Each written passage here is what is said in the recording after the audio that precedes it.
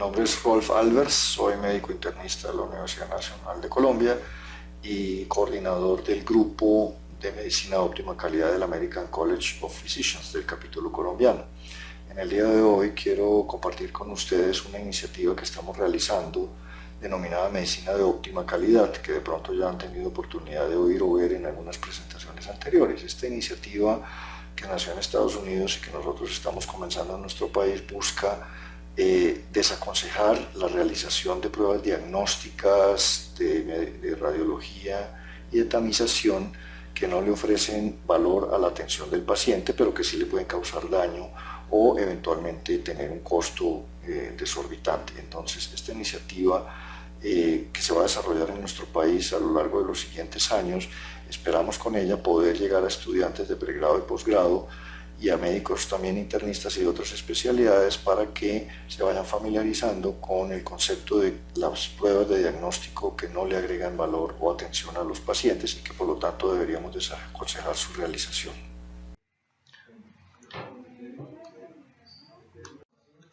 Entonces, vamos a ver en qué consiste la iniciativa del American College of Physicians. Hay dos motivos que llevaron a esta iniciativa. Por una parte, ayudar a los médicos a ofrecer la mejor atención médica posible, lo que llamamos una atención de óptima calidad, siempre pensando en el paciente, para evitar una atención diagnóstica y terapéutica innecesaria, que por defecto la llamaríamos de baja calidad. Y obviamente como consecuencia de esto, pero no como un objetivo principal de la iniciativa, ayudar a la reducción de costos innecesarios o el desperdicio en salud. ¿Quiénes fueron los que decidieron comenzar con esta iniciativa? Por una parte, el American College of Physicians con su iniciativa que llamamos en inglés High Value Care y que en español, después de muchas disquisiciones, decidimos denominar medicina de óptima calidad para no dar implicaciones de costos simplemente. Y por otra parte, la Alianza de Medicina Interna Académica, que reúne a todos los jefes de departamentos y decanos de facultades de medicina en Estados Unidos. Esta iniciativa también ha tenido otros frentes de trabajo, uno de los cuales de pronto hemos tenido la oportunidad de oírla mencionar o la hemos visto ya en algunas publicaciones, que es la campaña Choosing Wisely, que es una iniciativa de la Fundación ABIM, del Board de Medicina Interna.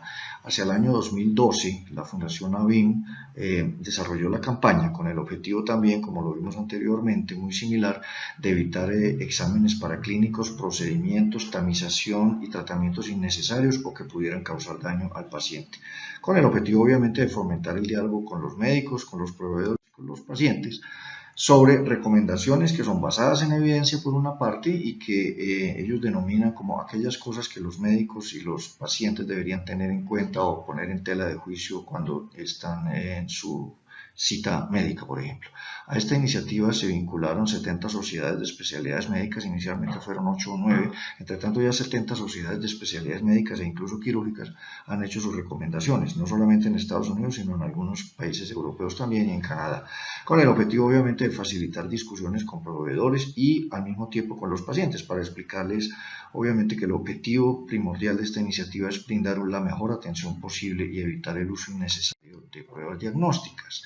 Aquí vemos entonces que ambas iniciativas, tanto la del ACP por el High Value Care y que nosotros aquí en el capítulo Colombia también hemos empezado, pues buscan garantizar una óptima atención al paciente. Siempre se está pensando en lo que va a beneficiar al paciente y básicamente se centra en evitar la sobreutilización o uso innecesario de pruebas diagnósticas, de tamización o procedimientos en general que no le generan valor a la atención al paciente, pero que sí tienen ciertos costos o que incluso le pueden causar daño.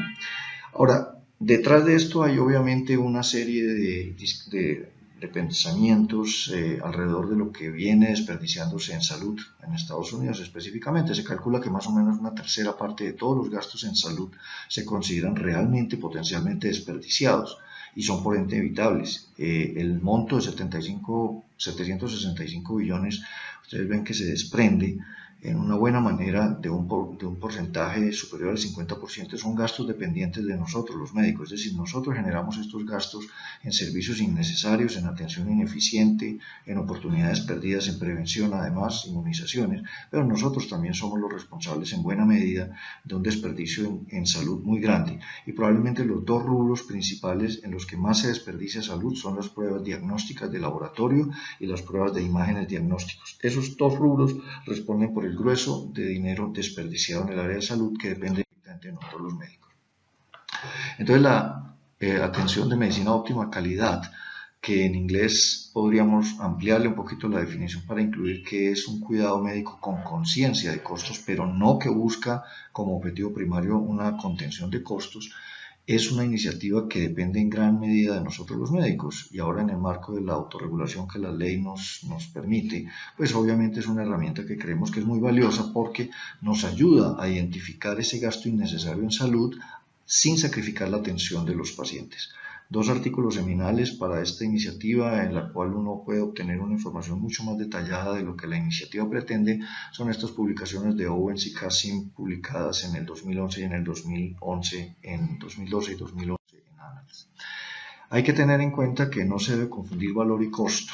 La atención de óptima calidad, de óptimo valor, no se refiere a costo. Los costos van por un lado, el valor de la atención al paciente o de la intervención va por otro lado. De manera que uno tiene que tener en cuenta que el valor de una atención, de una intervención en relación con el gasto en salud es una relación simplemente entre el costo que tiene la evaluación que uno hace, sea de tamización o de diagnóstico, en relación con el posible beneficio que le va a ofrecer al paciente o el desenlace.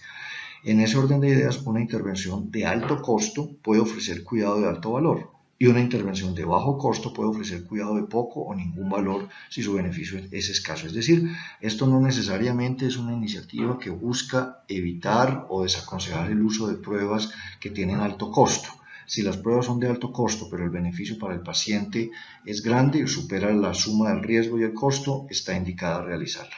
Veremos algunos ejemplos.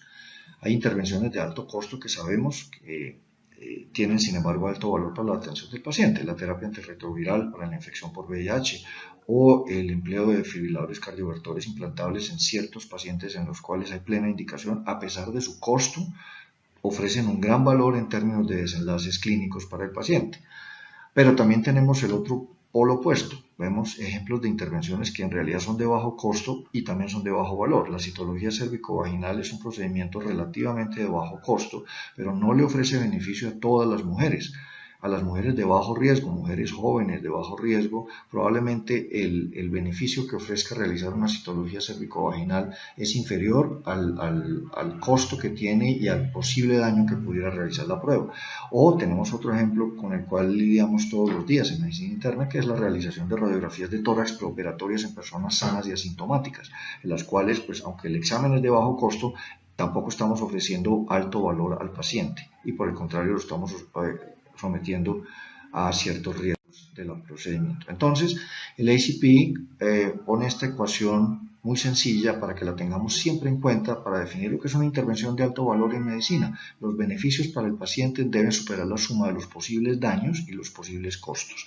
Bajo los daños tenemos que entender no solamente los daños físicos posibles, por ejemplo, la invasividad de una prueba de un cateterismo, el daño de una irradiación crónica, sino también los daños psicológicos que pueden producir falsos positivos en pruebas. De manera que todo esto entra bajo este rubro de daños. Y los costos tienen dos componentes: el costo propiamente de la prueba que vamos a realizar, sea la radiografía, la resonancia magnética, la glicemia, lo que vamos a hacer, y lo que es muy importante y que quizás a veces desconocemos, los costos primarios y los costos cascada abajo. El costo primario ya lo mencionamos, es propiamente el que tiene la prueba que vamos a realizar, sea de tamización o sea de laboratorio o de imágenes diagnósticas, y la cascada abajo es todos los exámenes adicionales que se generan por este primer examen. Todos hemos visto los informes de exámenes de radiología en los cuales el radiólogo sugiere realizar pruebas adicionales, tal o cual examen, con lo cual se genera una cascada abajo de exámenes. O también sucede cuando el examen sale positivo y obliga a complementarlo con otros exámenes.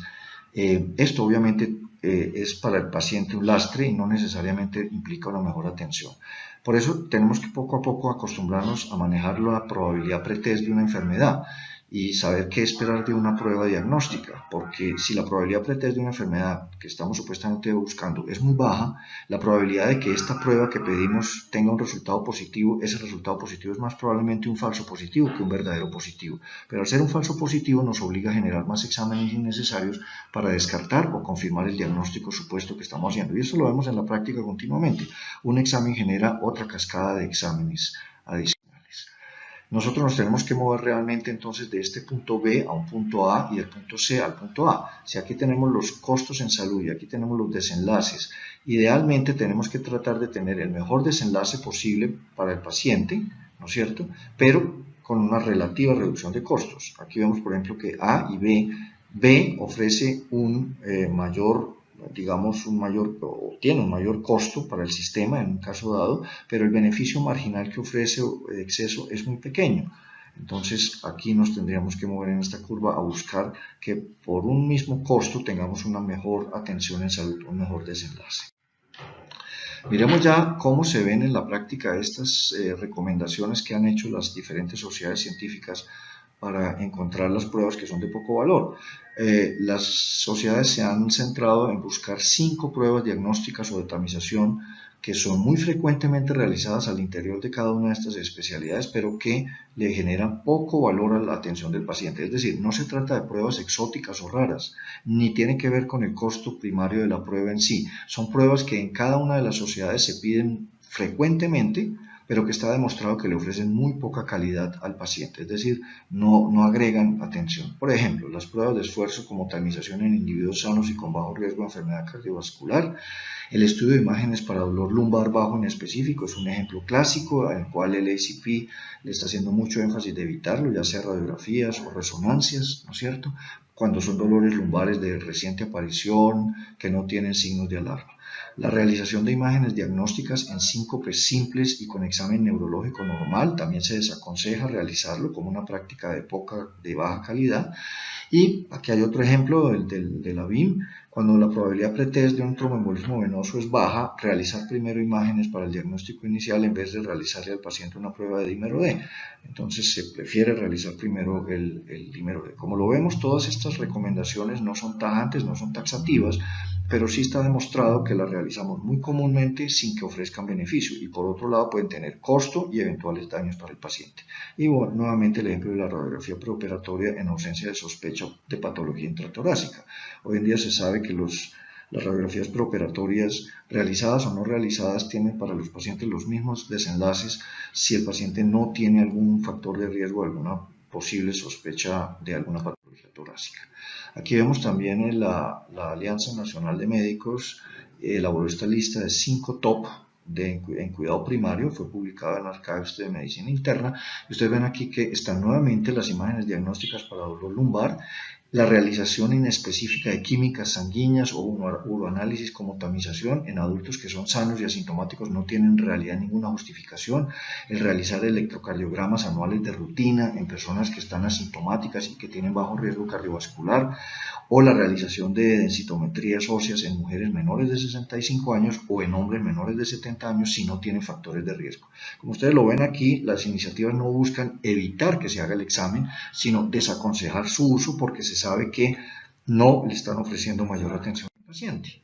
Aquí hay otras pruebas, el ACP se tomó la molestia de encontrar 37 pruebas que realizamos con alguna frecuencia en medicina interna pero que no agregan ningún valor.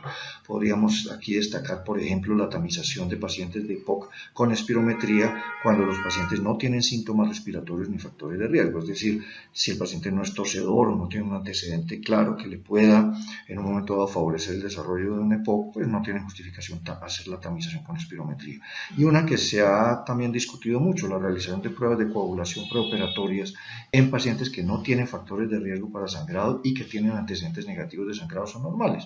No quiere decir esto que no se realicen en personas que tienen factores de riesgo, pero en los que no los tienen se desaconseja su utilización. Y aquí tenemos otra serie de ejemplos, de las cuales aquí tal vez destacaría la famosa ecuación cefalea igual a TAC, que en Estados Unidos representa más o menos $1 miliardo por año por cefaleas, es decir, el paciente con migraña clásica que no tiene ningún signo de alarma, pero que llega para que le pidan una imagen de diagnóstico sin el cual no estaría tranquilo. Entonces, esa es una prueba que se desaconseja. Recientemente, el examen pélvico de tamización en mujeres sanas también se desaconsejó y esto tiene la consecuencia de que no se reembolsa el gasto de esta intervención. En la práctica, ¿cómo se ven estas recomendaciones? Ustedes ven que ya diversas sociedades científicas han hecho sus recomendaciones. Recientemente el ACP sacó una guía clínica que seguramente muchos de nosotros hemos leído ya, la tamización en cáncer. Hay una recomendación para Medicina de Óptima Calidad del Colegio Americano, en la cual hacen la recomendación en general de que muchas de estas tamizaciones que se realizan no tienen un buen desenlace para los pacientes. Los neurólogos también, la Academia Americana de Neurología ya ha realizado su lista de los 5 top, también los oncólogos, la Sociedad Americana de Hematología, y así hay una serie de sociedades, casi todas han hecho recomendaciones. En la práctica ya las hemos visto en las recomendaciones de la Fuerza de Trabajos Preventivas de los Estados Unidos, que hacen una serie de recomendaciones, y vemos aquí un claro ejemplo recientemente publicado sobre de recomendación de medicina de óptima calidad en relación con la tamización con electrocardiografía, con ecoestrés o imágenes de perfusión miocárdicas en pacientes de bajo riesgo, en pacientes asintomáticos con baja probabilidad de enfermedad cardiovascular. Y ustedes ven aquí resaltado la recomendación ya de medicina de óptima calidad, en la cual desaconsejan realizar estas pruebas si el paciente es asintomático o es de bajo riesgo. Ahora uno diría, esto no, pues es de lógica y pues eso ya lo sabemos. Estas recomendaciones están basadas en el hecho de que evidentemente en Estados Unidos sí se ordenan estas pruebas en estos pacientes y por eso es necesario educar sobre la no realidad. Muy bien. Aparte de esto, la iniciativa de medicina de óptima calidad busca elaborar materiales educativos. Aquí hay unos ejemplos de la página del American College of Physicians, materiales educativos para los pacientes, porque entendemos que esta iniciativa tiene que ir de la mano de educar a los pacientes también, quienes son muchas veces quienes no entienden por qué no se les piden exámenes de laboratorio. Y todos hemos visto esa presión en el consultorio del paciente que llega solicitando que le realicen toda clase de exámenes. En medicina de óptima calidad también hace parte ya de un proceso de educación médica. De hecho, ya hay elaborado un currículum para educadores y residentes. Nosotros estamos en Colombia en este proceso también elaborando ya materiales tanto para educadores como para residentes, destinados, pues, como les mencioné ya, a desalentar la sobreutilización de exámenes para clínicos que son superfluos y con ello obviamente ayudar secundariamente a reducir ese desperdicio en salud, ¿no es cierto? Hay otra serie de iniciativas que también se buscan en este currículum educativo, es conocer, como los mencioné anteriormente, algunas herramientas de bioestadística que necesitamos, el significado de lo que es una probabilidad pretest, el valor predictivo, porque de esto nos da una herramienta mayor para poder en un momento definir si una prueba nos va a dar o no nos va a dar un resultado útil para la atención del paciente. Evidentemente que esta iniciativa seguramente va a tener barreras. Todos nosotros hemos pasado ya por esa fase de no querer dejar de hacer lo que siempre hemos hecho, y obviamente buscamos mejorar también la iniciativa agregando más sociedades y más recomendaciones. Aquí ven ustedes un ejemplo de cuáles son las recomendaciones ya en español. Yo dejé el material tal cual aparece el castellano en la página del ACP y de la Fundación AVIN para los pacientes, para educar a los pacientes de por qué no necesita ciertas pruebas de tamización o de electrocardiografía o pruebas de esfuerzo para que el mismo paciente se vaya educando al respecto. Incluso hay videos realizados y también estamos trabajando en ello. El MKSAP, la evaluación para los internistas, ya tiene también algunas recomendaciones de MOC, de medicina de óptima calidad, y ellos buscan educar a los médicos sobre estrategias diagnósticas y terapéuticas, ¿no es cierto?, en las cuales el balance sea siempre, el beneficio clínico sea superior a los costos y los daños. Entonces hay una serie de casos en los cuales el médico, casos prácticos en los cuales el médico debe aprender a seleccionar cuáles pruebas realiza y cuáles no. Estamos también en una fase de divulgación del concepto de medicina de óptima calidad, porque entendemos que esto es una educación a muy largo plazo y estamos trabajando con estudiantes de pre y posgrado en diferentes facultades de medicina, con diferentes sociedades científicas. Estamos evaluando cuáles son en nuestro medio específicamente las oportunidades y las barreras que probablemente son algo distintas a las de Estados Unidos, teniendo en cuenta que no es fácil desaprender conductas. Y obviamente ya hemos constituido un grupo de trabajo para evaluar la metodología de los top 5 en medicina interna en Colombia. Con ayuda de la Asociación Colombiana de Medicina Interna y el capítulo Colombia del ACP vamos a elaborar una metodología para tratar de ver cómo podemos llegar a la recomendación de los top 5, de las 5 pruebas diagnósticas o de laboratorio que vamos a desaconsejar para nuestro país. Vamos a trabajar también en la elaboración de un currículum educativo para médicos y estudiantes y una elaboración de materiales ilustrativos para para los pacientes también. A mediano y largo plazo creemos también que la medicina de óptima calidad debe ser una competencia de nosotros los médicos a nivel de pregrado y posgrado. De hecho, en Estados Unidos ya es una de las competencias para los residentes de medicina interna, y en ese orden de ideas pensamos que podría ser incluido incluso como un tema evaluativo en los programas de recertificación. Recordemos que en últimas la iniciativa busca ordenar a los pacientes los exámenes que necesitan en el momento oportuno. No necesariamente más es mejor, muchas veces menos también puede ser suficiente, muy útil. De verdad nosotros esperamos que esta iniciativa a mediano y largo plazo pueda entrar a tener vigencia en nuestro país, todo pensando en el beneficio de nuestros pacientes y siendo siempre racionales en el uso de los medios diagnósticos que tenemos a nuestro alcance. Muchas gracias.